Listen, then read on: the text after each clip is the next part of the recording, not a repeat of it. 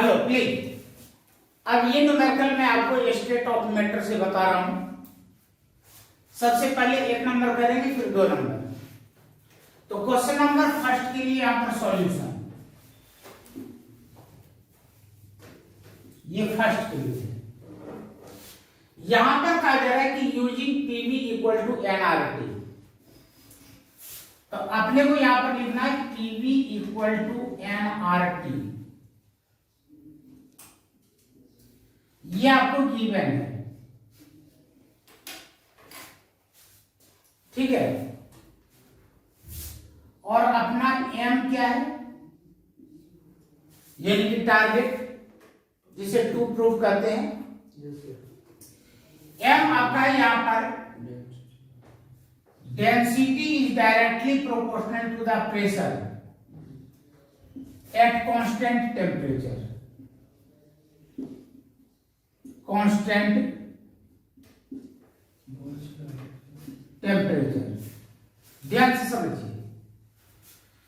ये आपका हो गया गिवन। एम में आपको ये लिखना है। और अब यहां पर हम लोग लिखते हैं प्रूफ। प्रूफ क्या होगा, जरा पहले क्वेश्चन को अच्छे तरीके से समझ लीजिए। यहां पर टीवी इक्वल टू एनआरटी। अब यहां पर एन को W बाय एम, W का मतलब गिवन मास, एम का मतलब मोलर मास, और ये हो गया आरटी। यदि केवल आप यहां पर P निकालते हैं तो V को उठाकर इधर ले आएंगे। आप लिखेंगे W upon V into RT by M। तो यहां पर जो W बाय V है यह डेंसिटी हो गया क्या? Yes sir. Mass upon volume. तो यहां पर आप लिख सकते हैं P equal to D M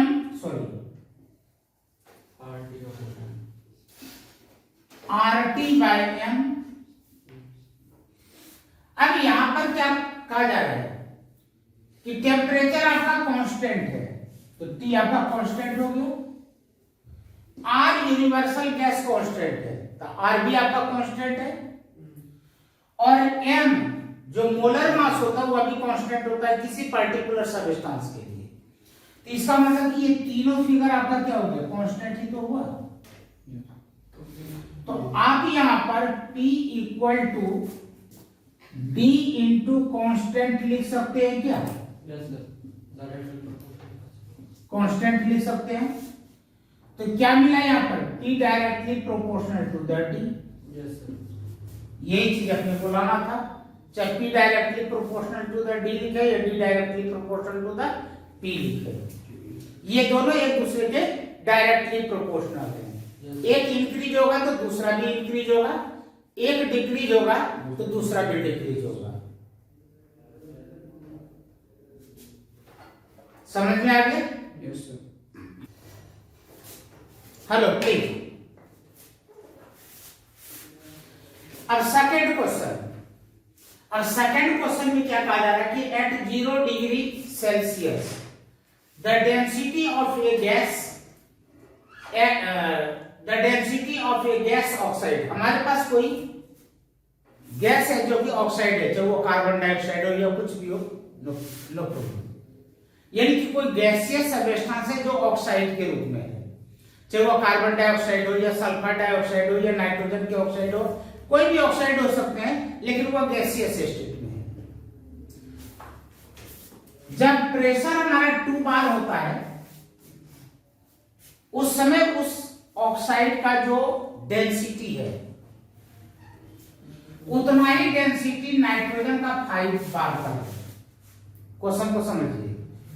आपके पास X नाम का कोई भी गैसियस ऑक्साइड है, उसका डेंसिटी 2 बार पर जितना है उतना ही डेंसिटी नाइट्रोजन का 5 बार पर होता है। तो आपको यहां पर पता करना है कि उस ऑक्साइड का मोलर मास क्या है। क्वेश्चन समझ में आ गया? अब यहां सॉल्यूशन लिखते हैं, पहले समझ लीजिए। यदि कुछ नहीं समझ में आ रहा है कि यहाँ पर कौन सा फॉर्मूला लगाए ना लगाए, तो PV equal to N R T तो सदाबहार है। हमें ये देखना है कि उसके फॉर्मूले में डेंसिटी जरूर आनी चाहिए। तो हम लोगों ने पढ़ा है कि PV equal to N R T, ये यहां पर आप कर सकते हैं W by M R T, या P equal to W by we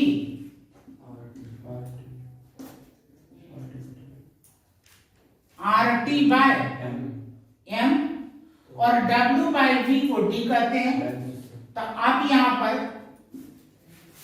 B R T by M, और यहां पर पी लिख सकते हैं। Yes sir. यदि इस m को उठाकर इधर ले आए, साइड इसका चेंज कर दें, तो Pm equal to D R T मिलेगा क्या? Yes sir. फॉर्मूला हमने पहले डिराइव कर लिया। अब यहां पर लिखते हैं फॉर ऑक्साइड, पहले हम ऑक्साइड के लिए लिखते हैं। तो ऑक्साइड के लिए प्रेशर कितना दिया हुआ है? 2 बार दिया हुआ है। तो P के जगह पर आपने 2 लिखा, M मुझे पता नहीं, क्योंकि M ही तो अपने को पता करना है। Yes sir. इक्वल टू आपने यहां पर डी आर टी लिखा। अब यहां पर लिखते हैं फॉर नाइट्रोजन। अब नाइट्रोजन के लिए प्रेशर कितना दिया गया? 5 दिया गया है। तो यहां पर आपने 5 लिखा, और N2 का मोलर मास कितना होता है? भाई नाइट्रोजन एटॉम हो तो उसका 14 होता है, और N2 है तो 28 हो जाएगा। तो इंटू 28 लिख सकते हैं क्या? और यहां भी हमने लिखा D R T, equation first और इक्वेशन सेकंड। देखो दोनों का डेंसिटी क्या बोल रहा है? सेम है। आर गैसियस गैस कांस्टेंट है, और टेम्परेचर हमारा यहाँ पर कांस्टेंट है 0 डिग्री सेल्सियस। तो इसका मतलब कि ये दोनों आपस में सेम हो गया क्या? यदि इक्वेशन फर्स्ट और सेकंड में ये दोनों फिगर सेम है, तो therefore from equation first and second हम ये लिख सकते हैं 2m इक्वल टू 5 इंटू 28 लिख सकते हैं। तो हमें क्या निकालना है? m ही तो निकालना है। तो m equal to 5 into 28 divided by क्या हो जाएगा? 2। ये कट हो गया, और 14 को 5 से मल्टीप्लाई कर देते 70 आ गया। और जो मोलर मास का यूनिट होता है ग्राम पर मोल, वो ग्राम पर मोल। समझ में आ गया खूब अच्छे तरीके से? तो नोट कर लीजिए। दो न्यूमेरिकल और किया जा सकता है।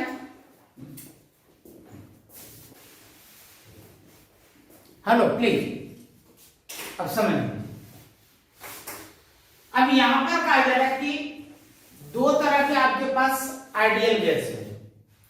एक गैस का नाम दिया हुआ है ए, और दूसरे गैस का नाम दिया हुआ है बी। तो आप यहां पर क्या करते हैं? यहां पर मैं लिख रहा हूं, ये सॉल्यूशन है फॉर ए, और मैं यहां पर लिखूंगा फॉर बी, यानी कि आइडियल गैस ए और आइडियल गैस बी के लिए। बार बार मैं आप लोगों को ये कहता हूं कि जो भी आपको क्वेश्चन दिया गया हो उस क्वेश्चन को पढ़िए, उससे जो भी आपको इंफॉर्मेशन मिलता है उस इंफॉर्मेशन को पहले देखते हैं। तो यहां पर देखते हैं 1 ग्राम दिया हुआ, यानी कि यह गिवन मास है। तो मैंने यहां पर लिख लिया WA, ताकि ये पता लगे कि ए का गिवन मास WA है जो कि 1 ग्राम दिया गया है। टेम्परेचर यहाँ पर 27 डिग्री सेल्सियस है, तो टेम्परेचर आप यहाँ पर 300 केल्विन लिख सकते हैं क्या? Yes sir. चूंकि डिग्री सेल्सियस को आप केल्विन में चेंज करते हैं, यह रूल है। और इसका प्रेशर आपको दिया गया है 2 बार, आपने यहां पर P लिख लिया 2 बार। अब कोई दूसरा गैस B है, इसका वेट जो आपको दिया गया है WB आप लिखते हैं यहां पर 2 ग्राम।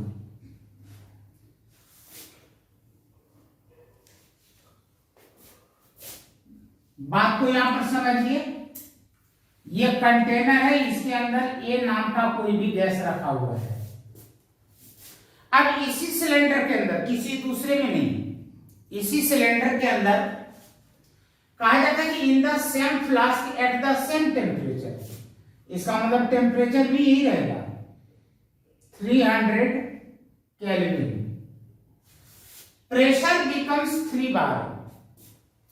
जब इसके अंदर आप B को इंट्रोड्यूस कर देते हैं, डाल देते हैं, तो अब यहां पर टोटल प्रेशर कितना हो जाता है? 3 बार हो जाता है। तो जो 3 बार यहां पर होगा वो A प्लस B का प्रेशर होगा ना? Yes sir. PA और PB का प्रेशर कितना होगा? 3 बार होगा।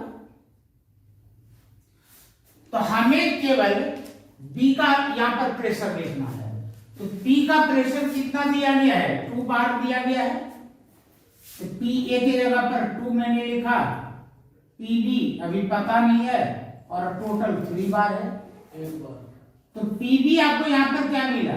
3 माइनस 2 यानी कि 1 बार मिला क्या? तो आपने यहां पर PB क्या लिखा? 1 बार लिखा। Find the relationship between their molecular masses. न तो हमें इसका मास पता है, न तो इसका मास पता है, और दोनों के मास के बीच का रिलेशन निकालना है। तो यहां पर मोलर मास लिख लेता हूं Ma, और यहां पर इसका मोलर मास लिख लेता हूं Mb। जब नाम नहीं पता है तो इस तरीके से कर लेंगे। समझ में आ गया? अब अपना आगे का प्रोसेस,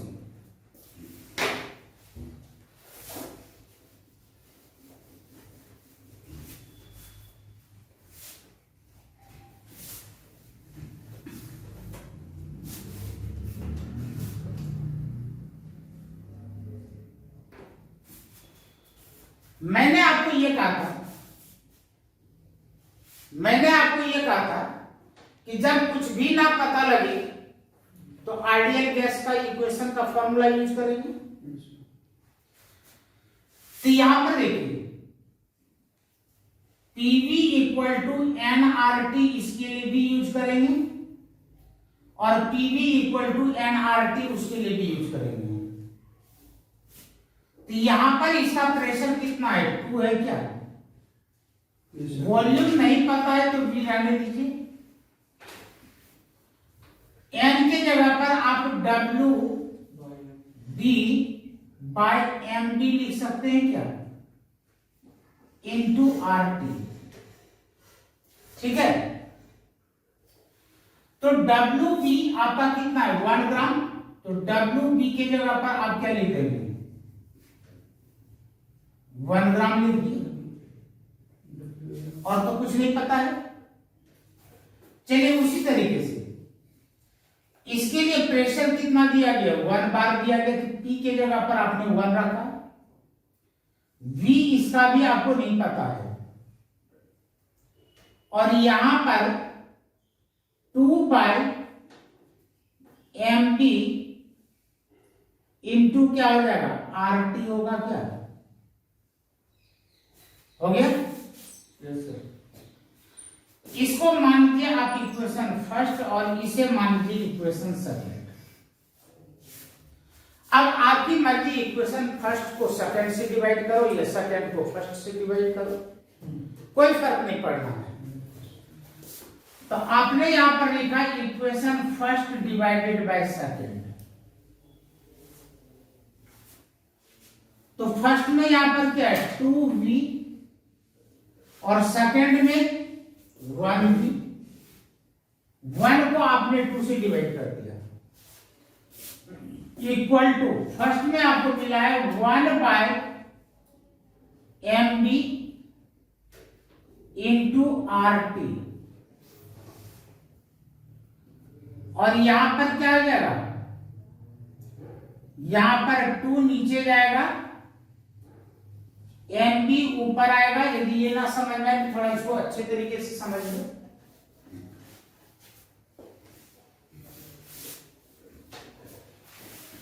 मोहित, ये फिगर समझ में आया क्या? Yes sir. अब इसको ऊपर रखेंगे, इसको नीचे रखेंगे, जैसा मैंने वहां पर लिख रखा है। तो आप इसे यहां पर RT बाय MA लिख सकते हैं क्या इस फिगर को? सॉरी MB है तो सॉरी MA है, MA। तो आपने MA लिख दिया, और ये फिगर इसके नीचे जाएगा क्या? Yes sir. और यदि यहां पर फ्रैक्शन में हो तो उल्टा हो जाता है, तो MB चला जाएगा ऊपर और 2RT कहां जाएगा? नीचे। 2RT कहां गया? नीचे। तो यहां पर RT से RT कैंसिल, V से V कैंसिल हो गया, क्योंकि दोनों को तो सेम कंटेनर के अंदर रखा गया था, इसलिए दोनों का वॉल्यूम क्या होगा? सेम रहेगा। यहां पर मिला 2/1 equal to MB bye 2MA मिला क्या?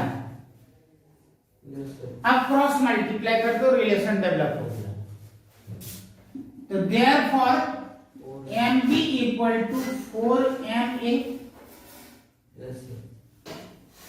तो मुझे लगता है कि इस तरीके से आप न्यूमेरिकल को आराम से सॉल्व कर सकते हैं।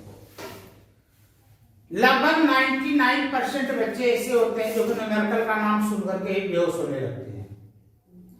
क्वेश्चन को आप पढ़ो, समझो, जो इंफॉर्मेशन मिले उसे लिखो, और जो आपको आइडिया लग रहा है उसके हिसाब पर कदम बढ़ाओ।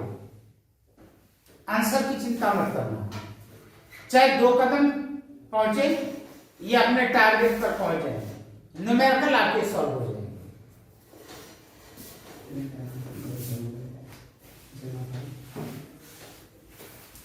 Okay sir. क्योंकि जो मैंने आपको कहा थी सो एक आप लोगों का कल मैं टेस्ट लूंगा। सैटरडे को मैंने बोला था, मंडे को बोला। अच्छा मंडे को बोला था। सर आपकी तारीख तुम्हारा याद रहेगा। अच्छा कोई दिक्कत नहीं। तो उसमें मैंने आपको सेकेंड यूनिट बताया था, 5th, 6th और 7th, ठीक है। तो 1-2 मैं आप लोगों को सेकेंड यूनिट का भी न्यूमेरिकल बताता हूं, कोई दिक्कत तो नहीं?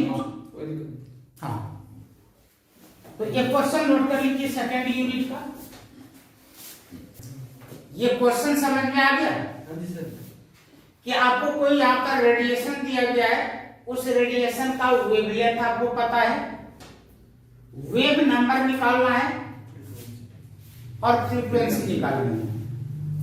तो यहां पर एक चीज याद रखिएगा कि वेवलेंथ यदि आपको यहां पर चाहे नैनोमीटर में दे दे, सेंटीमीटर में दे दे, पिकोमीटर में दे दे, चाहे किसी में भी दे दे, उससे आपको मीटर में बदलना है। तो मोहित जी आपके लिए एक छोटा सा क्वेश्चन है, यदि नैनोमीटर को मीटर में बदलना हो, यदि नैनोमीटर को मीटर में बदलना हो तो क्या करना चाहिए? मान लीजिए मैं यहां पर सॉल्यूशन लिख रहा हूं और मैंने कहा कि if lambda equal to 580 nanometre और मैं इसे मीटर में लिखना चाह रहा हूं, तो क्या लिखूं? 580 580 into 10 to the power minus 9 metre. यहां तक समझ में आ गया? इसको थोड़ा और भी इजी बना सकते हैं। yes sir इसे आप लिख सकते हैं 5.8 into 10 to the power minus 7 metre लिख सकते हैं क्या? yes sir मोहित जी हाँ सर समझ में आ रहा है ना? हाँ सर ठीक। अब यहां पर आपको यदि फ्रीक्वेंसी निकालना है तो फ्रीक्वेंसी के लिए आपने पढ़ा था C/λ, और C यहां पर क्या है? वेव का वेलोसिटी, और जो कि फिक्स है, जो लाइट का वेलोसिटी होता है वही लिखते हैं। तो यहां पर C का क्या होता है? 3 into 10 to the power 8 metre पर सेकंड होता है। ये आपको याद रखना पड़ेगा। तो यहां पर C के जगह पर आपने लिखा 3 into 10 to the power 8 metre पर सेकंड, और लेमडा आपको मिला है यहां पर 5.8 मीटर। मीटर से मीटर कट गया। yes sir अब इसे फर्दर डिवाइड करें। डिवाइड करने के बाद आपको जो भी मिलता हो आपका वही आंसर हो जाएगा। इस जितना भी आएगा कैलकुलेट कर लेंगे। और यदि वेव नंबर निकालना हो तो वेव नंबर इक्वल टू क्या होता है? 1/λ होता है क्या? yes sir wave number equal to क्या होता है? 1/λ। तो 1 तो है ही, और लैम्डा का वैल्यू आपने ये निकाल रखा है 5.8 into 10 to the power minus 7, और ये हो जाएगा मीटर इनवर्स।